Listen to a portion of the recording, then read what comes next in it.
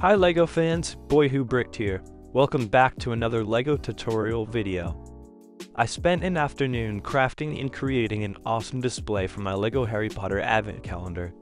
I've seen these LEGO minifigure displays made from shadow boxes on Reddit and Pinterest and thought I'd give it a go. If you want to know how to create your own LEGO shadow box from minifigures or LEGO advent calendars, then this is the video for you. I'll show you step by step everything you need to create a bricktastic LEGO display. Without further ado, let's get started. I wanted to first address two terms I'll be using throughout the video, minifigures and micro builds.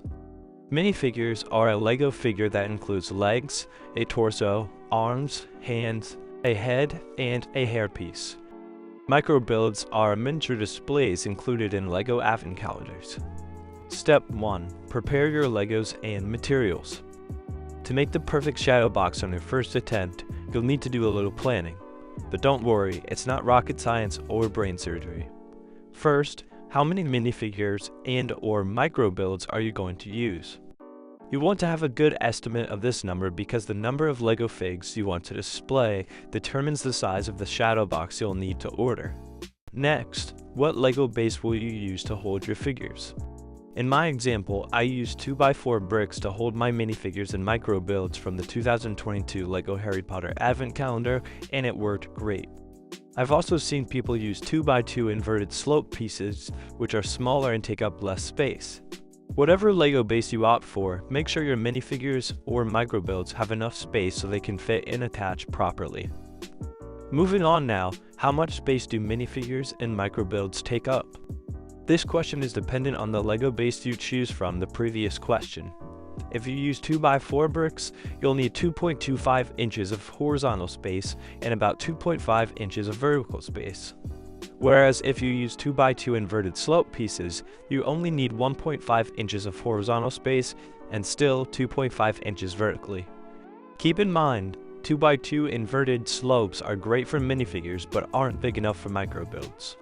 Once you know the number of figures you're going to display, plus which LEGO base you're going to use, find a shadow box you like and divide its total horizontal width by the total space each one of your figures takes up. Do the same for the box's total vertical height. This way you'll know how many figures can fit horizontally in the shadow box and how many figures can fit vertically. And you'll know which size shadow box is right for you. For reference, I used an 11x14 shadow box to fit my 24 figures on 2x4 bricks. Now, there are also shadow boxes with shelves, so if you want to speed up the process and get one of those, be my guest, but it's not as creative and fun. Alright, and the last question for step 1 is, do you want a plain or printed background? I personally love a printed background that fits the theme of your minifigures. If you want to make a printed background, you'll need a paper that fits in your printer. I used 8.5 by 11 inch sticker paper. If you want to use a plain background, you'll just need to get plain sticker paper, cardstock, or matte board. Okay, let's move on to step number 2. Step 2, order your materials. First things first, let's order a shadow box. I got my 11x14 shadow box from Amazon, but you can also look at stores like Walmart or Target. You'll also need scissors, a ruler or straight edge, and super glue. If you're going to make a printed background, you'll need 8.5 times 11 inch sticker paper. If you're going to use a plain background, you can use sticker paper, cardstock, or white matte board. Finally, where should you get your LEGO parts for the base? I purchased my 2x4 bricks from Bricklink. You can also find 2x2 inverted slopes and other pieces there too. Bricklink is like an eBay for LEGO parts. It's the cheapest and easiest way to buy LEGO pieces. Moving on to step 3, prepare the shadow box background. If you choose to use a plain background, then this step is super simple. Just cut your paper, cardstock, or matte board to the size of your shadow box and either glue, tape, or stick it to your shadow box's backboard. If you use a plain background, you'll also need to use a ruler and a pencil to mark down where each of your LEGOs will go. If you want to create an awesome printed background, you'll have a little more work to do, but it'll make your LEGO display that much better. So, how do you design a printed background? I opted to create my own Harry Potter themed background for my advent calendar display. Specifically, I used the Marauders map from the third film, Prisoner of Azkaban. I marked where each minifigure or microbuild would go with digitally measured lines. I even labeled each line with a number signifying the day of the advent calendar. I used Canva Pro to digitally design my background. Canva Pro allows you to upload images from your computer, upload your own fonts, and download images as clear PNG files. Canva Pro let me upload Harry Potter images and even use a Prisoner of Azkaban font for the numbers. The background is 11 by 14 inches, the same dimensions as my shadow box. But that begs the question, if the design is 11 by 14 inches, but my printer can only print on 8.5 by 11 inch paper, how will we make this work?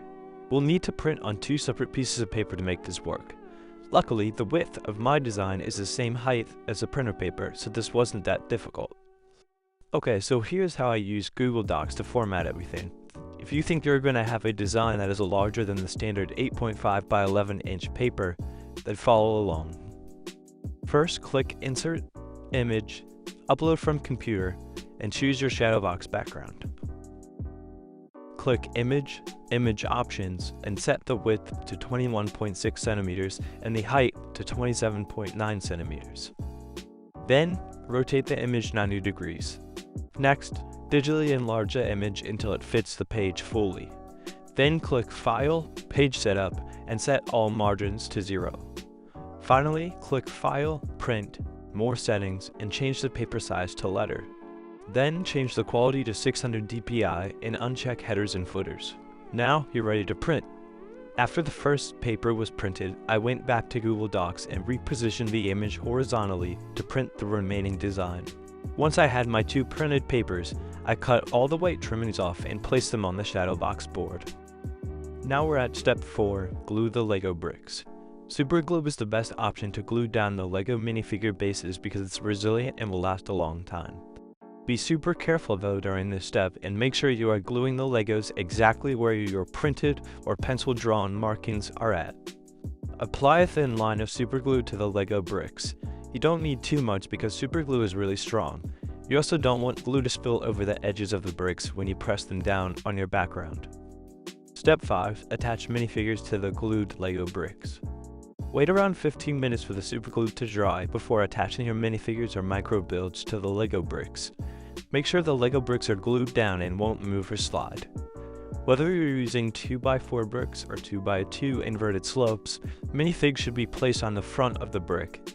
If you place minifigures on the back studs, their heads will brush against the backboard. This part is sometimes challenging, but as long as your glue is fully dried, you'll do great. Okay, that's it. On to the final step, which is Step 6. Close, fasten, and hang the shadow box.